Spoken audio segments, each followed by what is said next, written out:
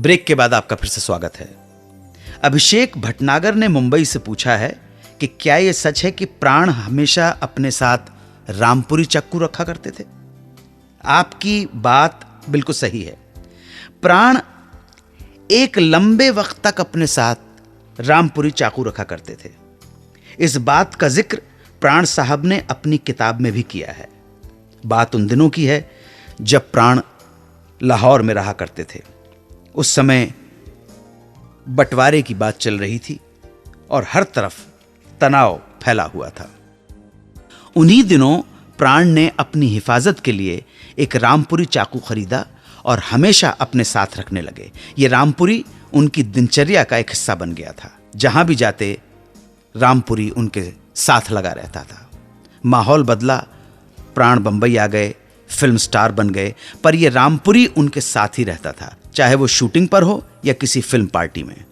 लेकिन सच ये भी है कि कभी भी उन्होंने इस रामपुरी चाकू का इस्तेमाल नहीं किया। एक बार की बात है, प्राण फॉरेन टूर पे थे। वहां एक पब में 2 गुटों में झगड़ा हो गया। वहां से बच निकलने के लिए रामपुरी चाकू ने ही प्राण का साथ निभाया।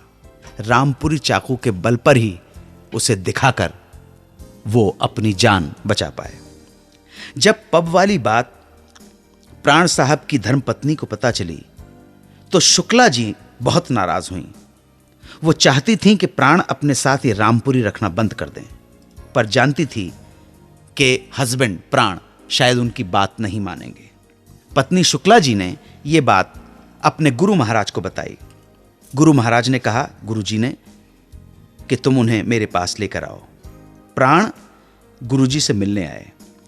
गुरुजी ने प्राण से कहा, जब चीज पास होती है तो उसके इस्तेमाल के मौके भी निकल आते हैं, पर सच ये है कि तुम्हारी सुरक्षा लोहे के एक टुकड़े की मोहताज है क्या? क्या तुम्हें खुद से ज्यादा भरोसा उस चाकू पर है? प्राण साहब को बात जच गई। उस दिन के बाद से प्राण ने रामपुरी चाकू रखना छोड़ दिया। तो अभिषेक जी, मैं उम्मीद करता हूं कि आप जवाब से संतुष्ट होंगे। मेहरबान दोस्तों, सुहाना सफर विद अन्नू कपूर सिर्फ और सिर्फ 92.7 बिग एफएम पर आता है।